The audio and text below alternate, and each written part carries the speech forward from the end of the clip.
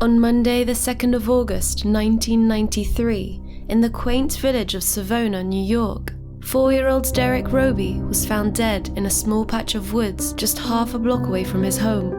An entire week would pass before his parents, Doreen and Dale Robie, and the rest of the village would get any answers. Derrick was only 4 years old. He had been lured away from the path he was walking and brutally beaten, choked, and killed. Everyone in the community struggled to understand how anyone could impose such violence on an innocent child. The true identity of the killer would shock the community forever.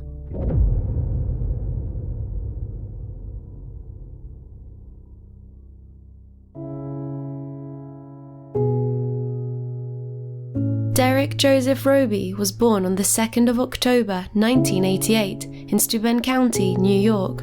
He was described as a very friendly, adorable, and outgoing young boy. He would stand on street corners and greet all the village residents of Savona as they passed. At such a young age, he was already well known and loved in the village, with the residents calling him the unofficial mayor of Savona. He loved to play sports and go fishing with his father, Dale Robie. I got one, Dad, come here. Keep reeling. I got him. Derrick's first big fish, yay! Dale coached a t-ball team at the small park just down the road from their house, and it was one of Derrick's favorite activities. Good job, Deej. Even at 4 years old, Derrick was a gifted athlete and consistently dedicated home runs to his mother. During the summer, Derrick looked forward to attending the recreational program held daily at the local park. When Derrick was 2 years old, his parents had a second son named Dalton. Derrick adored his younger brother, and his mother, Doreen, always knew Derrick would be the perfect older brother to Dalton when he grew up. Sadly, Derrick never got this chance, as he was taken away from his family too early in such a brutal and vicious way. On Monday, the 2nd of August, 1993, Doreen Robie had her hands full, taking care of her 1-year-old son Dalton, who was fussing slightly that morning. She was also trying to prepare her other son Derrick for the recreation program he would attend later that day. To take some of the stress off his mother, Derrick offered to go on his own. Savona was a small, peaceful and close-knit village with a population of fewer than 1,000. It was pretty common for residents to know everyone in the village, and it was a place where people felt safe enough to leave their doors unlocked. The journey to the park from the house was a route that Derrick had travelled often. It was only 1 block away, and there was no need to cross any roads. As he was only 2 months shy of his 5th birthday, Doreen agreed to let Derrick walk the short distance to the park on his own. She was a very hands-on mother, and this was the first time she had ever let him do this. She packed his lunch and told him not to talk to anyone and to go directly to the park. Derrick kissed his mother goodbye, and Doreen said, "I love you." He told his mother he loved her back and left their home and headed towards the park.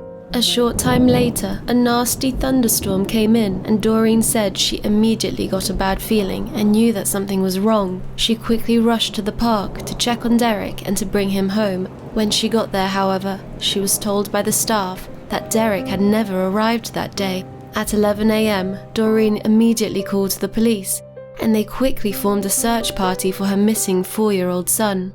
The search only lasted a few hours before a gruesome discovery was made at a small patch of woods located halfway between his home and the park. Derrick's badly beaten body was found, and there had been obvious attempts to hide his body.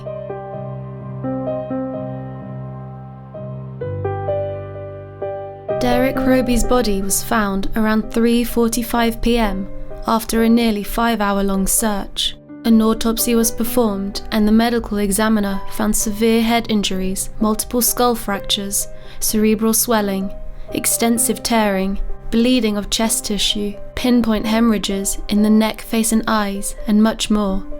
They determined the official cause of death as blunt force trauma to the head, accompanied by asphyxia. Based on the examiner's findings and the crime scene, police were able to piece together what they believed to be the events leading up to his death. Derrick was lured into the small patch of woods and choked shortly after his arrival.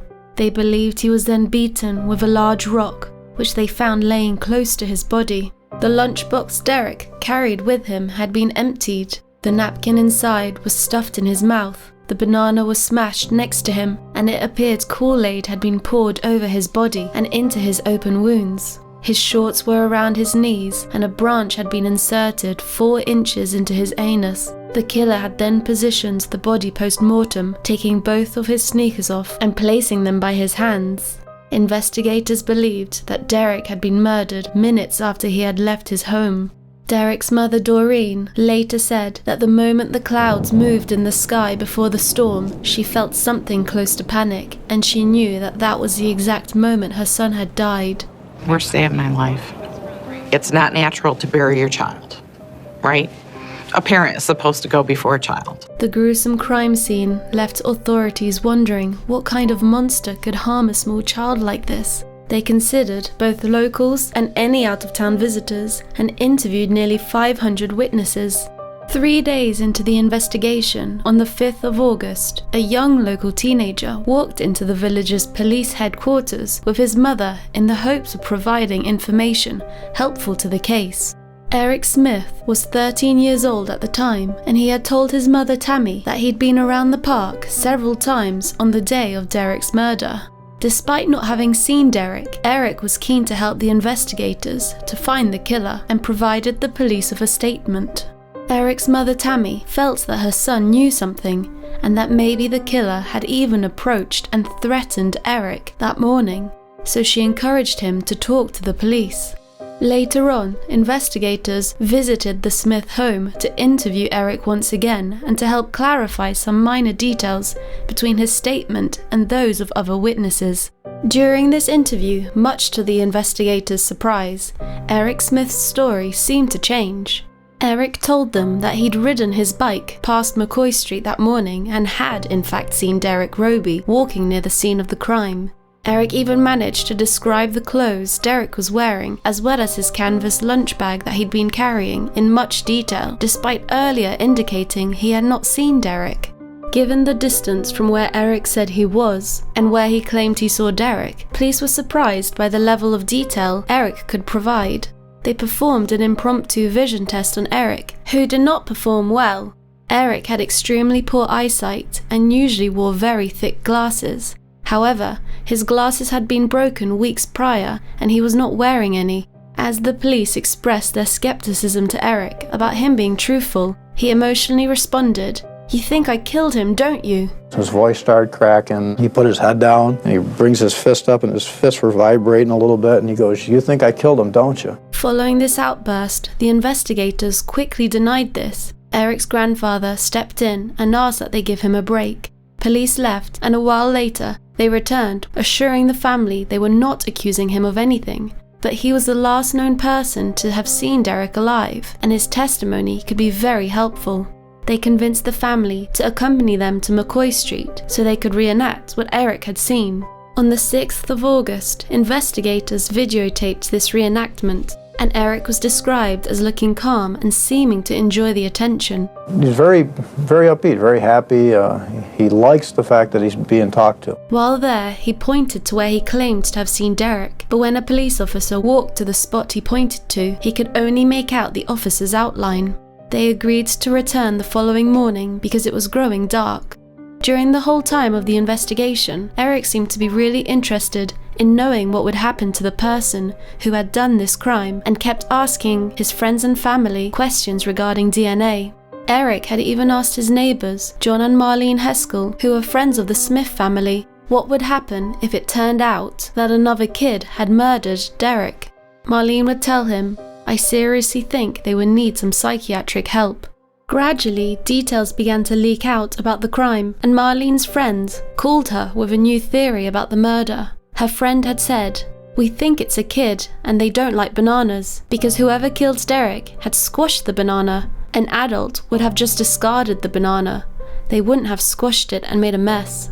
Following her friend's theory, Marlene Heskell then went to launch her own investigation. She said, "I went up to the store and I bought ice cream and nuts and syrup and bananas, and I brought it home and asked everyone if they wanted sundaes. Everyone wanted one, but one person asked for it without bananas." Eric Smith had said, "No, I don't like bananas."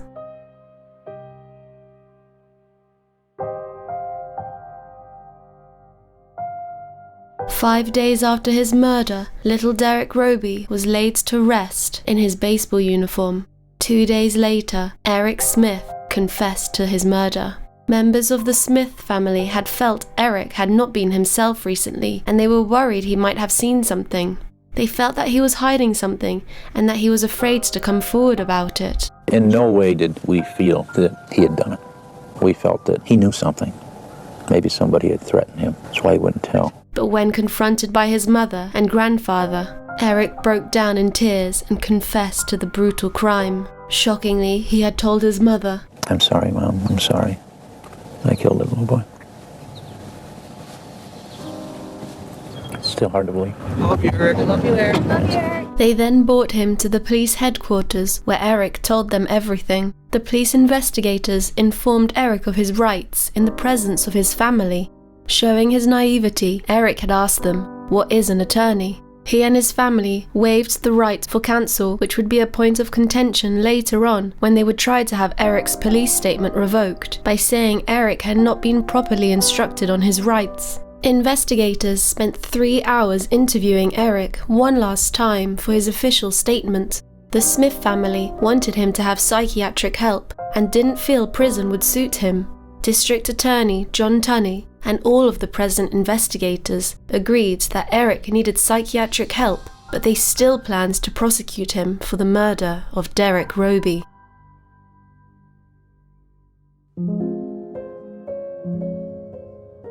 Eric Smith was born on the 22nd of January 1980 and was raised in Savona with his mother Tammy Smith and stepfather Ted Smith. He had 2 siblings, one older sister who had moved out of the house and one younger sister. Life was not easy for Eric. He had had a difficult childhood. Eric was said to have extremely low self-esteem. He was a small kid with bright red hair, thick glasses, a speech impediment, and protruding low-set ears. Eric's mother Tammy was an epileptic, and while she had been pregnant with Eric, she had taken an anticonvulsive drug called trimethadone to stop having seizures. This medication was later shown to cause birth defects, including low-set ears that curl downwards, as well as speech problems and slow mental and physical development in children.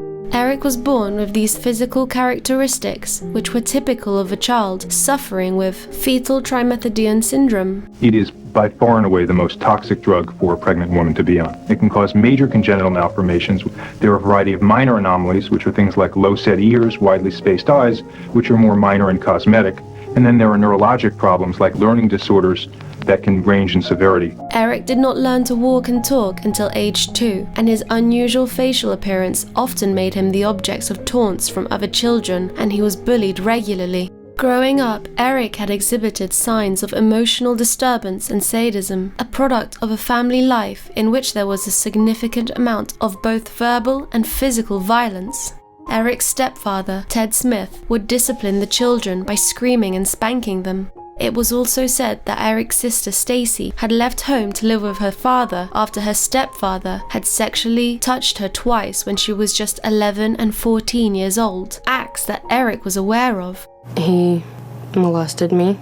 It was also said that Eric had taken his anger out on animals when he was younger and had supposedly killed his neighbor's cat. When Eric was about 9, he used a clamp from a vacuum cleaner to slowly strangle the cat to death. At the age of 13, he was only performing at an academic level of an 8-year-old, and he was put in classes with his little sister. Eric's childhood was extremely lonely and withdrawn, and he had no friends. He spent most of his time alone, with no one giving him attention, unless it was to bully him. He was angry and frustrated at the world, and his feelings would often boil over. He would often have temper tantrums where he would bang his head against things and hold his breath. Eric would one day ask his stepfather for help with his anger, but Ted just told him, "Hold it. Let me explain something to you. When I got angry, when I was at your age, the best thing to do was I grabbed the bag in our barn and I just started beating on it." Eric went out and beat the crap out of a tree. But then he came back in and his hands were all bloody. That's not right. Sadly, however, The day came when his rage boiled over and he decided to take his anger out on innocent young Derrick.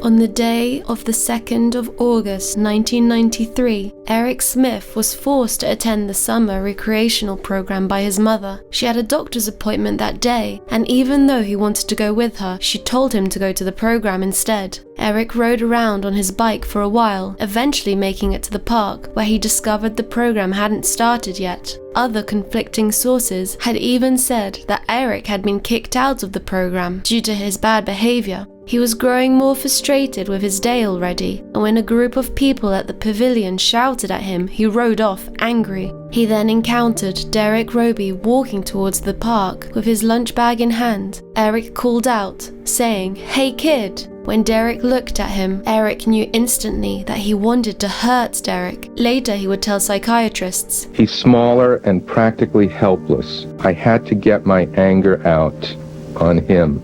I wanted to hurt him."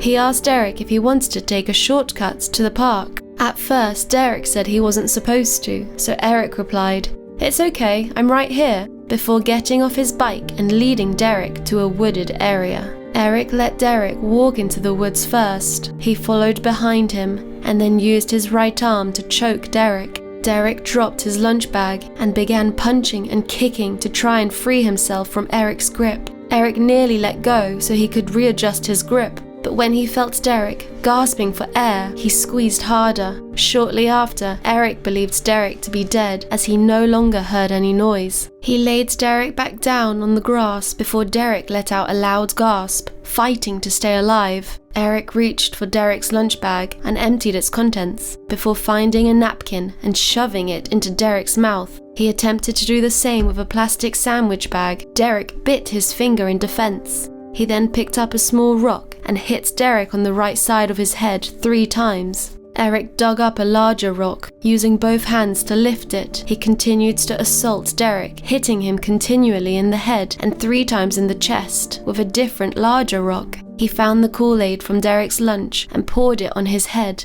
Then he pulled down Derrick's shorts and inserted a stick into his anus. Later in life, Eric would say he didn't use the stick with the intent of sexually abusing Derrick, but part of him thought he would be able to stab his heart to make sure Derrick was dead. When Eric finished the violent attack, he moved Derrick's body further into the woods near a pile of rocks, then rode away on his bike. He returned to the scene 5 minutes later to make sure the body was still there. He told police, "I was worried if he wasn't there, he might say something. However, I figured if he's dead, and I believed he was, I won't have to worry about anything."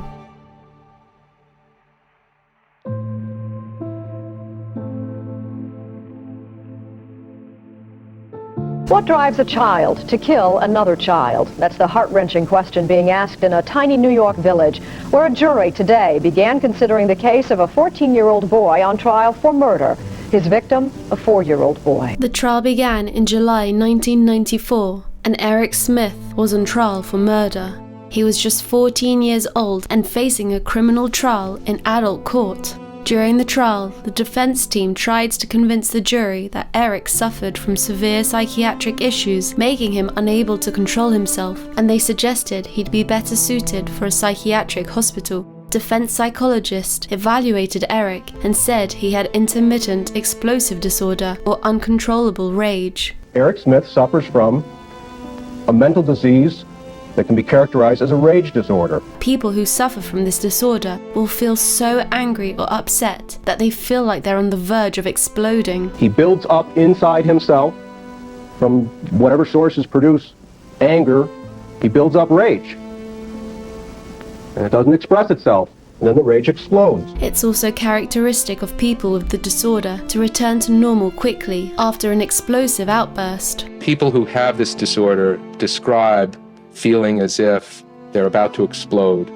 After the episodic rage, the child may appear to be, quote, normal. For the defense, this justified why Eric so quickly decided to attack Derrick without any premeditation, and that he acted in a state of extreme emotional disturbance. To pick this up and throw this down on a little boy's head.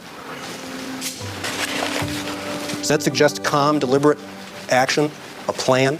The prosecution also had Eric evaluated, as they too tried to understand the reasons behind committing such a brutal murder at such a young age. But their expert found nothing. They concluded that Eric did not have any form of mental illness. Instead, they diagnosed him with ADHD. The prosecution's psychiatrist even explained that intermittent explosive disorder is extremely rare, even more so in a person Eric's age. It's a rare disorder, rarely seen at the age that Eric is. Due to the sexual nature of the crime, the defense looked into the family history of the Smith household to determine if there was a pattern of abuse. Did he indicate to you generally and consistently that he had not been either physically or sexually abused? Yes, he has always indicated that. Eric's older sister confirmed that she had been a victim at the hands of their stepfather, who had molested her when she still lived with them. Ted Smith later admitted to molesting his stepdaughter, but denied ever sexually abusing Eric. Eric admitted that he was physically and psychologically abused by his stepfather, but never sexually.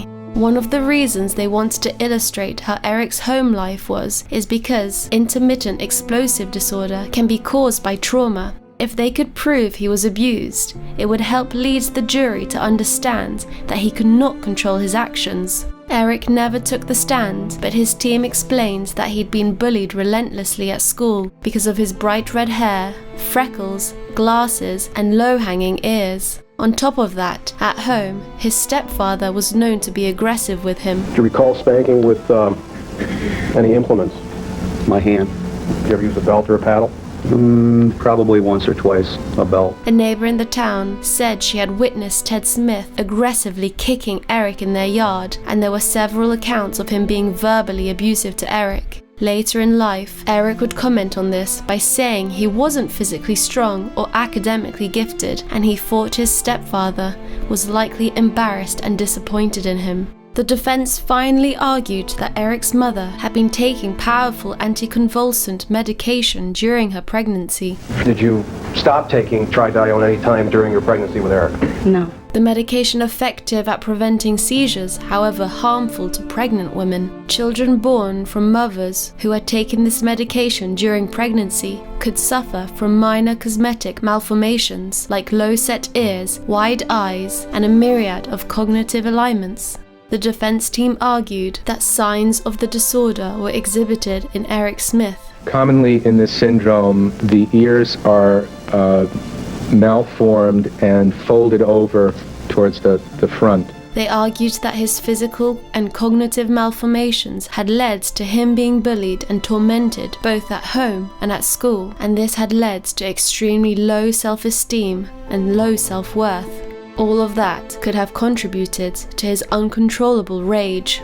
Finally, on the 16th of August, after 11 hours of deliberation, the jury rejected the insanity and the extreme emotional disturbance defense. They determined that he was aware of his actions and knew that what he was doing was wrong, but it was not premeditated in any way. It was clear that Derrick was killed in a frenzied attack of opportunity, and they convicted Eric of second-degree murder, which is murder committed with malicious intent but not premeditated. The jury's decision was unanimous, and Eric was given the maximum sentence for a juvenile of 7 years to life in prison. So you find the defendant guilty of murder in the second degree? Yes.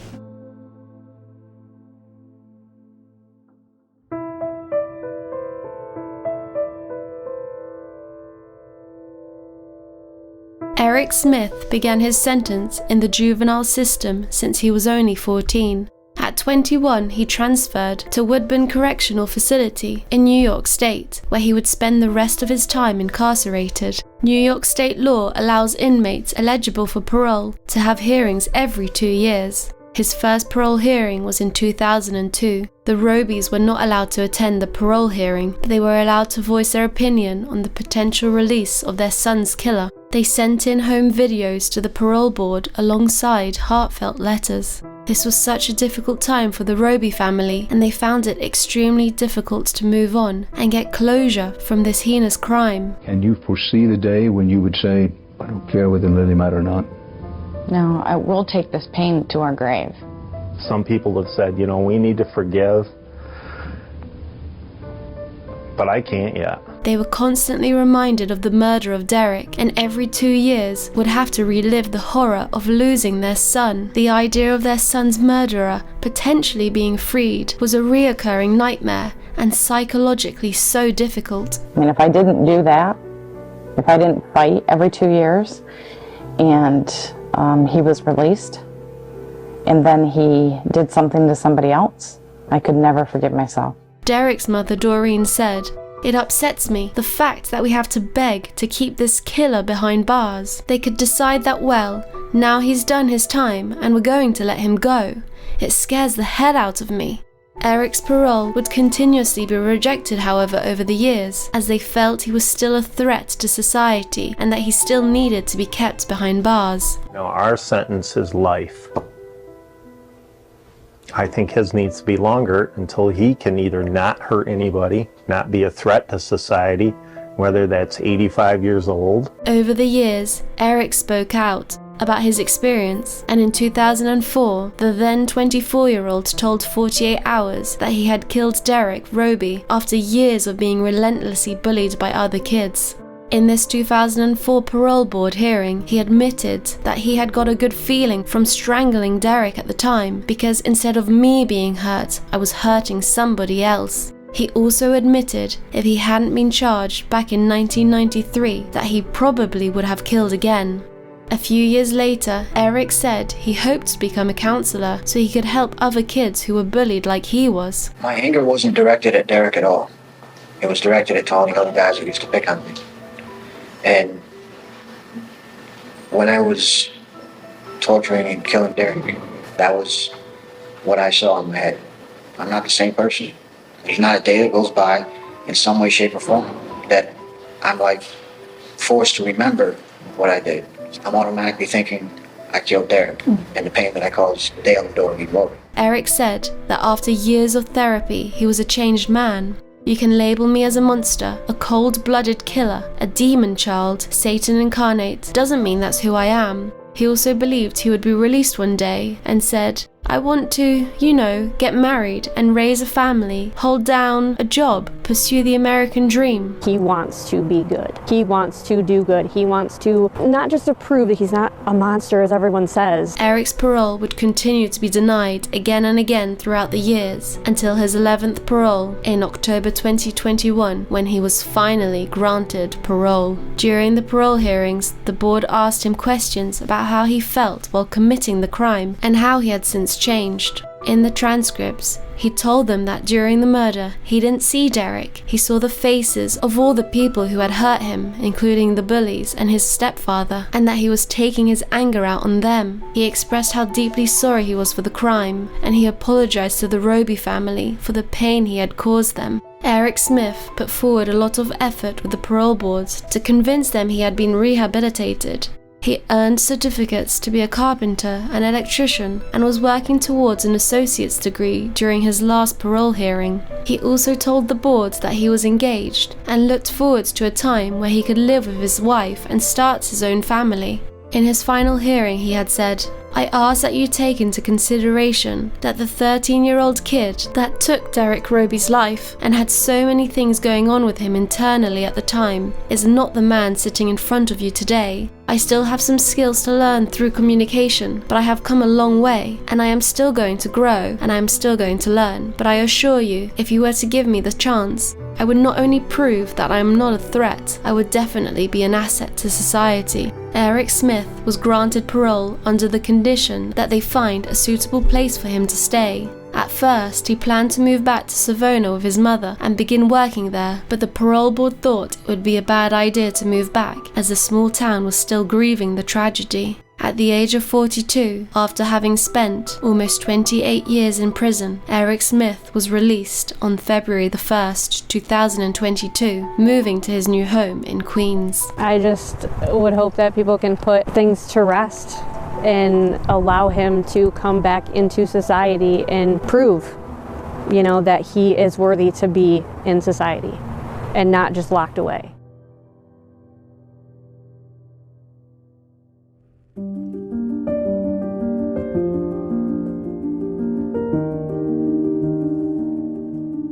Years later, Doreen and Dale Robie have slowly began to heal from the murder of their son, whilst also trying to deal with the fact that their son's killer is now free.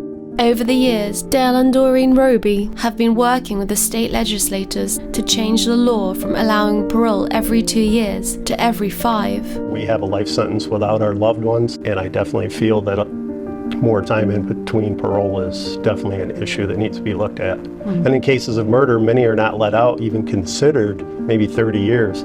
That cut our time in half, having to deal with it. Every 2 years, for almost 3 decades, they've been forced to relive the tragic murder of their son. But now, in a way, the nightmare is over. Doreen Robie said, "I understand why after so many years they decided to give him a chance. And that's fine. You know, for him and his family, you know he's been released. But in a way, so have we." I can get on with our lives. Now the true healing can begin. This would be a new chapter for the Robies, who had fought so long to keep Eric in prison. Not only do Derrick's family continue to remember Derrick and celebrate his life, but also the whole community of Savona. In 1994, the patch of woods where Derrick was killed was bulldozed and a memorial baseball field was constructed in its place. On the field is a statue of Derrick in his baseball uniform, getting ready to swing his bat. It's perfect. The kids will have some place to come and play for years to come, and it's just a testament of the hearts of the people in this town and surrounding communities, friends and family.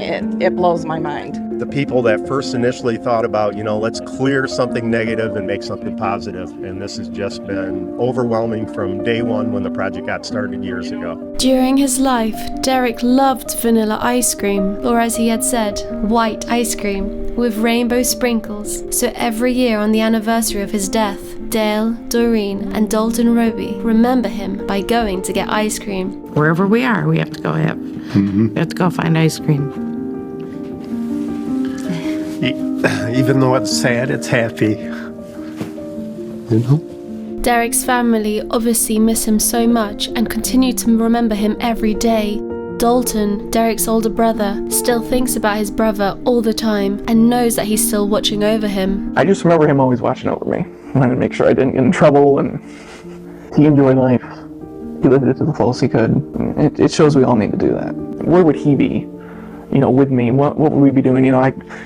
The nights that I could be sitting on the porch talking to him about my day, it's just, I lost my best friend. It feels good knowing, he's always there. And I think he's always there. This is such a terrible case. What he did to little Derrick Robie is absolutely disgusting and unforgivable. My heart goes out to the Robie family, and I do hope that part of them has been able to move forward in one way or another. And I really hope that since Eric's release, he's turned a new leaf, has gotten the help he needs, and that this won't be a decision the parole board will regret.